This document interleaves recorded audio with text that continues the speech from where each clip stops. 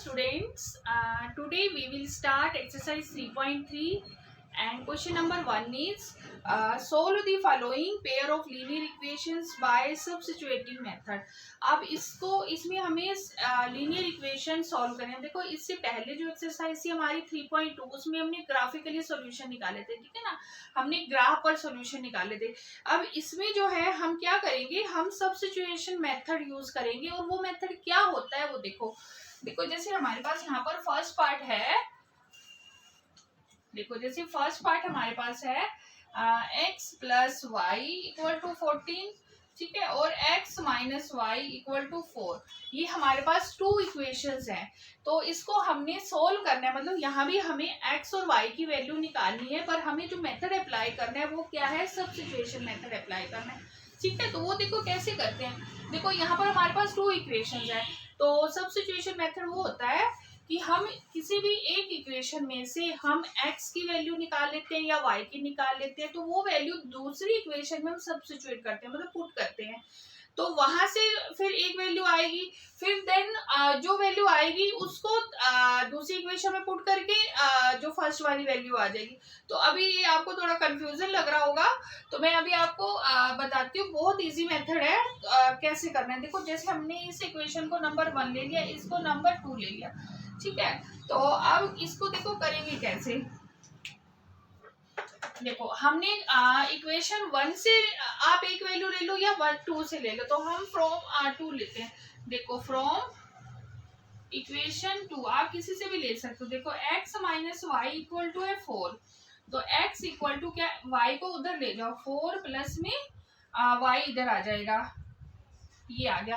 अब ये वाली वैल्यू जो है ना, अब हम फर्स्ट इक्वेशन, क्योंकि हमने ये 2 से लिया था, अब इसको x को इसमें रख दो, तो put x equal to 4 plus y in equation 1। मतलब हमने 2 से वैल्यू निकाली है और उसको 1 में पुट कर दिया, तो क्या हो जाएगा। देखो x के जगह में हमें ये रखना है, तो 4 प्लस वाई प्लस में y ऑलरेडी है इक्वल टू 14, ठीक है। तो यहाँ पर 4 प्लस वाई और y कितना होगा, 2y इक्वल टू 14, तो यहाँ से 2y equal to 14 minus 4, 2y equal to 14 में से 4 गया 10, तो यहाँ y की वैल्यू कितनी आ गई, 5। अब यहाँ पर हमारी y की वैल्यू आ गई 5। अब हमें क्या निकालना है, x की वैल्यू निकालनी है, तो x की वैल्यू आप किसी में भी एक में पुट कर दो तो हमारी वो वैल्यू आ जाएगी, या आप चाहो तो इसमें भी पुट कर सकते हो, ठीक है। तो हम किसी में पुट कर देते हैं, तो फ्रॉम इक्वेशन 2 या 1 किसी में पुट कर दो, x माइनस में y की वैल्यू कितनी है 5, तो कितना आ गया 5 इक्वल टू 4, तो x इक्वल टू 5 उधर चला जाएगा, 4 प्लस 5, तो x कितना आ गया 9। तो यहाँ हमने क्या पुट करा था, y equal to 5, put y equal to 5। तो हमारे पास यहाँ पर 2 सॉल्यूशंस आ गए, x की वैल्यू कितनी आ गई 9 आ गई और y की वैल्यू 4, x इक्वल टू 9 और y इक्वल टू कितना आ गया 5, ठीक है। ये फर्स्ट पार्ट। इस तरह से सब्स्टिट्यूट, इस मेथड को क्या कहते हैं, सब्स्टिट्यूशन मेथड कहते हैं, ठीक है। अब हम करते हैं सेकंड पार्ट इसका। देखो सेकंड पार्ट कैसे करेंगे। सेकंड पार्ट में क्या है, फर्स्ट इक्वेशन है s minus t equal to 3 और सेकंड इक्वेशन है s by 3 plus t by 2 equal to 6।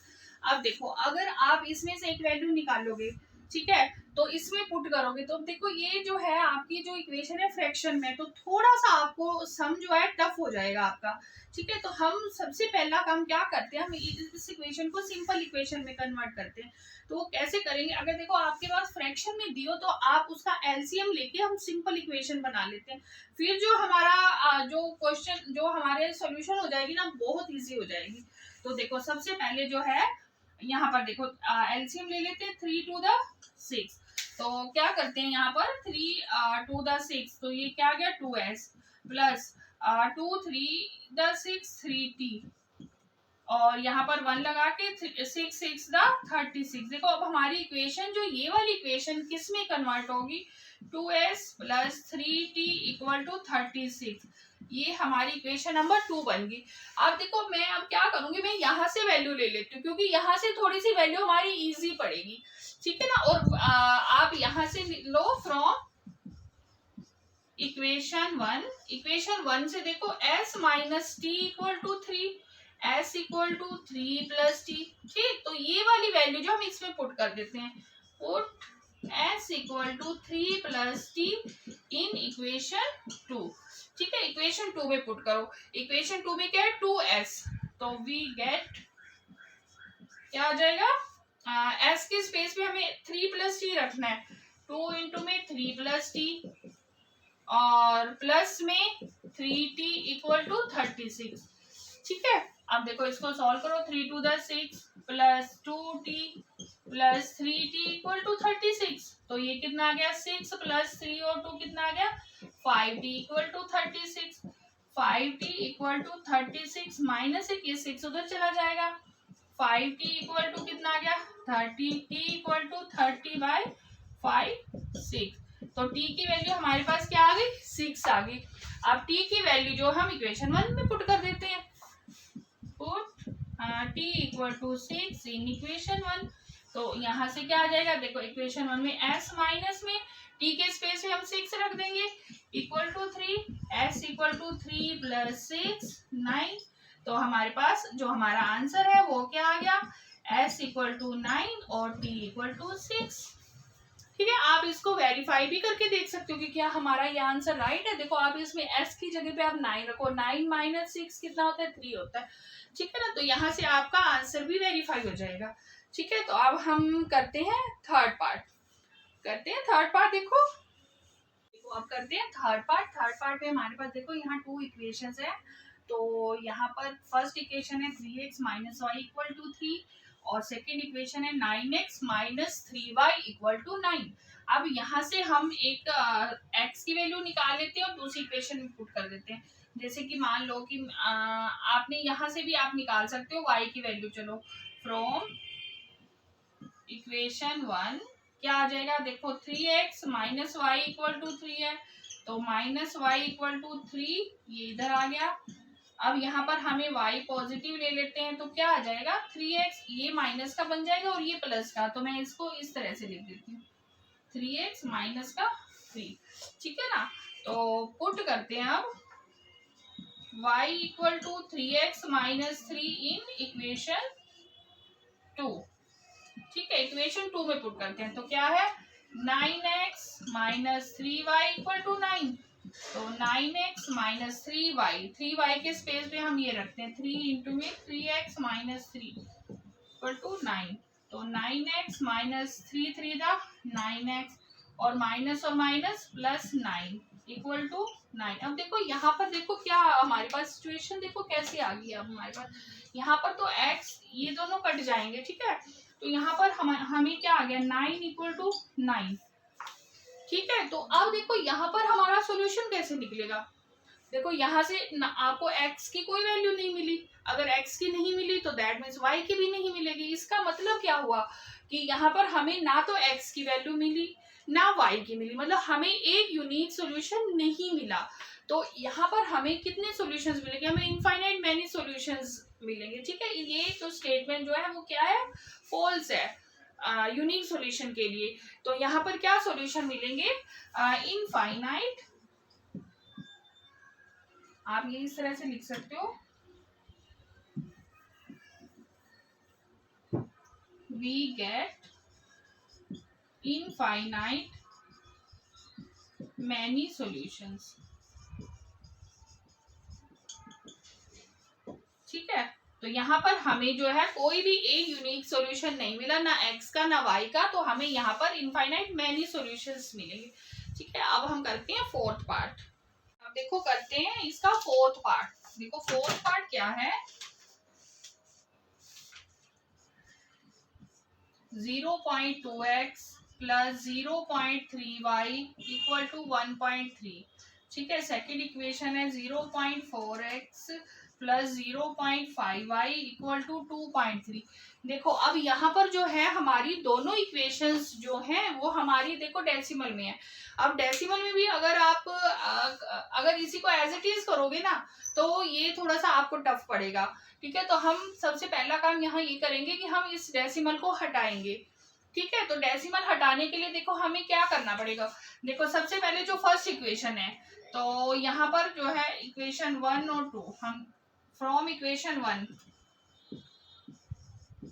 देखो अगर इस डेसिमल को हटा दिया तो यहाँ क्या आ जाएगा 2/10 प्लस 3/10 इक्वल टू ये 13/10। ठीक है, अब आप कहोगे कि ये फ्रैक्शन में आ गया, अब भी थोड़ा सा टफ पड़ेगा। अब हम क्या कर देते हैं, इस पूरी इक्वेशन को 10 से हम क्या कर देंगे मल्टीप्लाई कर देते हैं।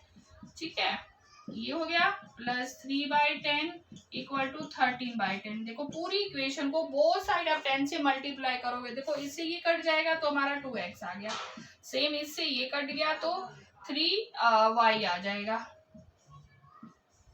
और इस 10 से ये 10 कट गया तो कितना आ गया 30। तो अब ये वाली हमारी इक्वेशन ऐसे बन गई हमारी। ठीक है ना, सेम ऐसे ही हम यहाँ भी करेंगे। तो फ्रॉम इक्वेशन 2 अब यहाँ भी ऐसे करो, ये कितना आ गया 4/10 प्लस 5/10y इक्वल टू 23/10। तो अब हमने क्या करना है, इसको हमने 10 से मल्टीप्लाई करना है, तो कितना आ गया 4x plus 5y equal to 23। तो ये इक्वेशन हमारी 4 बन गई। अब जो हम अपनी सॉल्यूशन निकालेंगे ना, x और y निकालेंगे, तो वो उसमें हम यूज करेंगे इक्वेशन 3 और 4 को। ठीक है, तो यहाँ पर देखो इक्वेशन 3 फ्रॉम, हम किसी भी एक इक्वेशन से वैल्यू निकाल लेते हैं दूसरी में पुट कर देते हैं। तो हम फ्रॉम इक्वेशन 3 ले लेते हैं। फ्रॉम इक्वेशन 3 कितना आ गया, देखो 2x plus 3y equal to 13। तो 2x इक्वल टू 13 माइनस इधर आ जाएगा ये 3y, और x कितना आ गया यहाँ पर हमारे पास 13 माइनस 3y अपॉन में 2। ठीक है, अब इसको पुट कर देते हैं इक्वेशन 4 में। Put x equal to 13 minus 3y by 2 in equation 4। ठीक, तो 4 में क्या आ जाएगा, देखो 4 इंटू 13 माइनस 3y बाई 2 हो गया, प्लस 5y इक्वल में 23। ठीक है, अब देखो यहाँ से देखो 2 ये हो गया, 13 to the 26 minus 3 to the 6y plus 5y equal to 23। अब देखो 26 6y में से 5y को माइनस कर देंगे, माइनस का y आ जाएगा equal to 23 minus y equal 23 minus में 26। ठीक है, ये उधर चला जाएगा। अब माइनस का y इक्वल टू, देखो 26 में से 23 को माइनस किया, कितना आ गया 3 आ गया, और माइनस का 3, ये माइनस कैंसिल हो गया तो y कितना आ गया 3 आ गया। ठीक है, अब y हमारे पास 3 आ गया, तो अब हम क्या करेंगे, y की वैल्यू आप पुट कर दो, किसी भी इक्वेशन में पुट कर दो, तो या फिर आप यहाँ भी रख सकते हो। ठीक है ना, इसको आप, अब हमारे पास y की वैल्यू 3 आ गई, अब आप इसमें पुट कर दो, जैसे हमने इसको इक्वेशन नंबर 5 लिया है तो आप इसमें पुट कर दो, तो x की वैल्यू आ जाएगी। तो फ्रॉम 5 कितना आ जाएगा, x equal to 13 minus 3 into में 3 अपॉन में 2, 13 माइनस 9 बाई 2। ठीक है, 13 में से 9 को माइनस का कितना आ गया 4 बाई 2। तो x की वैल्यू कितनी आ गई 2 आ गई, और y की वैल्यू हमारी 3 आ गई, तो ये हमारा आंसर आ गया। तो हमारा आंसर जो आया x इक्वल टू 2 और y इक्वल टू 3, तो ये क्या आ गया हमारा आंसर आया। ठीक है, अब हम करेंगे नेक्स्ट क्वेश्चन। देखो नेक्स्ट क्वेश्चन में क्या है, नेक्स्ट जो है वो है रूट, 5th पार्ट करेंगे अब।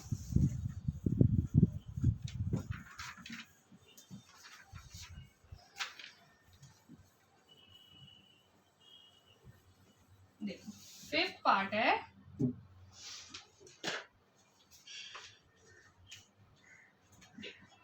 पार्ट है, रूट 2x प्लस में रूट 3y इक्वल टू 0 और root 3x minus root 8y equal to 0। ठीक है, तो ये हमारे पास 5th पार्ट है। तो देखो 5th पार्ट में क्या है, अब सबसे पहले इक्वेशन 1 और इक्वेशन 2, तो यहाँ भी सेम ऐसे ही करेंगे। हम एक इक्वेशन से वैल्यू निकाल लेते हैं और दूसरी में पुट कर देते हैं। तो हम फ्रॉम इक्वेशन 2 देखो √3x माइनस √8y क्या है इक्वल टू 0। अब √3x इक्वल टू ये उधर चला जाएगा √8y, तो यहाँ से हम x की वैल्यू निकाल लेते हैं माइनस √8 माइनस था तो ये इधर आकर प्लस हो जाएगा √8 अपॉन में √3 और साथ में y। ठीक है, अब पुट क्या करेंगे, put x equal to √8 upon में √3 इन कहाँ पुट करेंगे, इक्वेशन 1 में। ठीक, अब यहाँ पर देखो √2x, अच्छा x के स्पेस पे हमें पुट करना है और साथ में क्या है y भी है, तो यहाँ पे रखेंगे तो क्या आ जाएगा, देखो √2 इंटू एक्स की जगह पे हमने √8 अपॉन में √3 साथ में y भी है प्लस में √3y इक्वल टू 0। अब देखो इसको सॉल्व करेंगे, इसको सॉल्व करने के लिए क्या करेंगे, देखो √2 को √8 से मल्टीप्लाई करेंगे तो कितना हो जाता है 8 टू द 16, तो ये हमारा बन गया √16 अपॉन में नीचे देखो √3 ही रहेगा और साथ में y प्लस में √3y इक्वल टू 0। अब देखो अब ये जो है √16 का स्क्वायर रूट कितना होता है 4, 4 4 द 16, दैट मींस ये कितना आ गया 4 अपॉन में √3y plus √3y equal to 0। अब देखो y अगर मैं कॉमन ले लूं, इन दोनों में y है तो मैंने y को कॉमन ले लिया 4 अपॉन में √3 प्लस में √3 इक्वल टू 0। ठीक है, अब देखो अब हमें क्या वैल्यू निकालनी है, y की निकालनी है। अब देखो ये चीज जो है क्या है इधर जाकर क्या हो जाएगी 0 हो जाएगी, तो हमारे पास y क्या आ जाएगा, y की वैल्यू 0 आ जाएगी। देखो ये चीज अगर हम कोई भी नंबर ऐसे 5x इक्वल टू 0 है तो x क्या होता है 0 अपॉन में 5, दैट मीन 0। ठीक, तो सेम ऐसे ये भी उधर चला जाएगा तो वहां क्या हो जाएगा 0। ठीक, तो फिर क्या आ जाएगा, देयरफॉर y इक्वल टू क्या आ जाएगा 0 आ जाएगा। अगर y 0 आ गया तो आप किसी एक इक्वेशन में यहाँ पुट कर दो, तो इसको हमने नंबर 2 नंबर 3 ले लो, फ्रॉम 3 क्या हो जाएगा x इक्वल टू √8 अपॉन में √3 इंटू 0, तो x इक्वल टू कितना आ जाएगा 0। तो हमारा यहाँ पर आंसर जो है वो क्या आ गया x इक्वल टू 0 और y इक्वल टू 0, तो ये हमारा आंसर आ गया। ठीक है, अब नेक्स्ट पार्ट करेंगे। आई होप आपको समझ आ गया होगा कैसे करना है। तो इसका एक लास्ट पार्ट रह गया, वो मैं करा देती हूँ। तो वो लास्ट पार्ट जो है वो भी क्या है, फ्रैक्शन में है, तो फ्रैक्शन को पहले हम सिंपल इक्वेशन में कन्वर्ट करेंगे फिर देन हम करेंगे। ठीक है, तो 6 पार्ट देखो,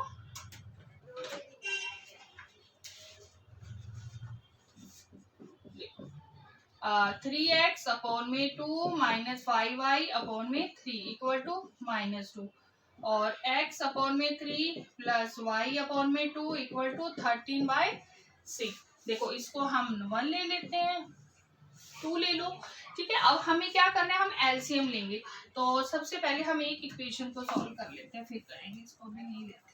देखो हम इसमें एलसीएम ले लेते हैं, 1 लगा दिया 2 3 the 6 3 3 the 9 minus 3 2 the 6 5 2 the 10y equal to 6 2 the 12। ये हमारी इक्वेशन 1 अब ये बन गई -12।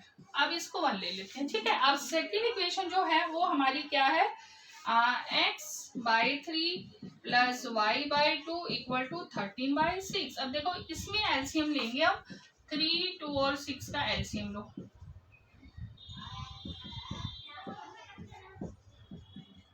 3 टू द 6। ठीक है, 3 टू द 6 कितना आ गया 2x, 2 3 the 3y equal to 13। ठीक, ये आ गई। ये अब हमारे पास यहाँ पर ये जो इक्वेशन बन जाएगी ना, ये हमारी सेकंड इक्वेशन बन जाएगी इक्वल टू 13। ये अब हमारी सेकंड। अब हम यहाँ से एक वैल्यू निकाल के ऊपर पुट कर देते हैं। तो क्या करोगे आप, यहाँ से ही कर लेते हैं 3y equal to 13 minus 2x और y equal to 13 minus 2x/3। तो पुट करो at y equal to 13 minus 2x/3 in equation, देखो हमने फ्रॉम 2 लिया था ना यहाँ से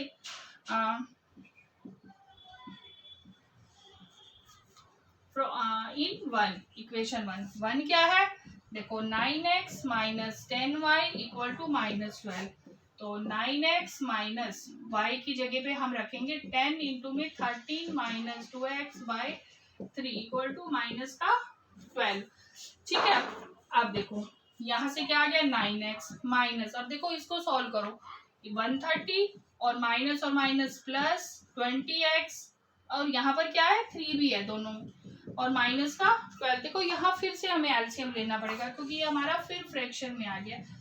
ठीक है, तो यहाँ पे फिर एलसीएम ले लेते हैं। ये कितना आ गया 27x और ये 130 प्लस में 20x इक्वल टू 12 3 द -36। ठीक है, अब यहाँ पर देखो 27x और 20x कितना बन गया 47x minus 130 equal to -36, 47x equal to -36 plus 130 उधर चला गया, 130 में से 36 को माइनस किया, 10 में से 6 गया 4 और 12 में से 9, 47x equal to 94, x equal to 94 by 47, और 47 टू द कितना होता है देखो 94, तो इसको कट करके कितना आ गया 2 आ गया। ठीक है, तो यहाँ पर x कितना आ गया 2 आ गया। अब x हमारे पास 2 आ गया तो y कहाँ से निकालोगे, देखो y यहाँ से आ जाएगा, इसको हम 3 ले लेते हैं। ठीक है, तो फ्रॉम 3 क्या आ गया y equal to 13 minus 2 into में 2 अपॉन में 3, 13 माइनस 4 अपॉन में 3, तो ये कितना आ गया 9/3, तो y की वैल्यू कितनी आ गई 3 आ गई। तो यहाँ पर x हमारे पास कितना आ गया 2, y कितना आ गया 3, और ये हमारा क्या आ गया आंसर आ गया। ठीक है, तो यहाँ पर हमारा जो है क्वेश्चन नंबर 1 जो है वो कंप्लीट होता है। आई होप आपको इसके सभी पार्ट्स अच्छे से समझ आ गए होंगे, सब सिचुएशन में तक कैसे करते हैं। तो इसके बाद हम नेक्स्ट क्वेश्चन करेंगे।